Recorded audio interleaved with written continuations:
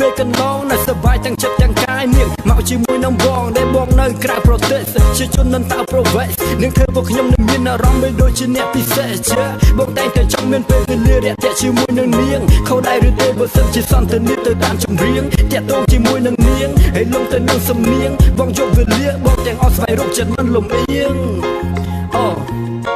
ពេលដែលបងដើរនឹងនាងហាក់បីដូចជាមានលៀបនាងថានាងចាប់អារម្មណ៍ទៅសៅបុរសណាដែលសុភាពហើយបងមិនដាក់សម្ភារគឺសាគាត់តែ gangster shit បើសិននាងចូលចិត្តសំដល់ធ្វើបតជាភាពបងមានមោទនភាពដែលបានអូនដើរជាមួយនឹងបងពួកយើងទាំងពីរនៅនេះបង្ហាញថាអត់មានជាប់ចំណងរីករាយបាន3ត្រកងមិនមានអ្នកដាក់ដំណងសូមអរគុណដល់ពិសេសដែលនាងមិនចិត្តបើកភ្លើងបៃតង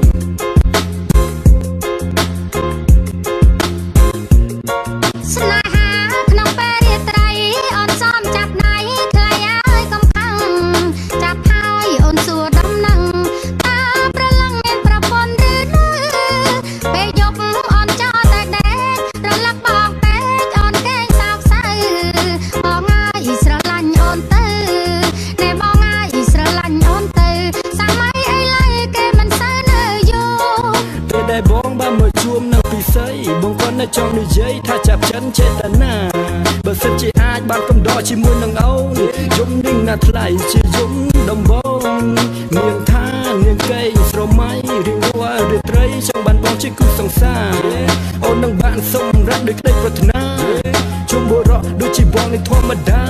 ចំពោះរូបបងវិញគ្មានបញ្ហា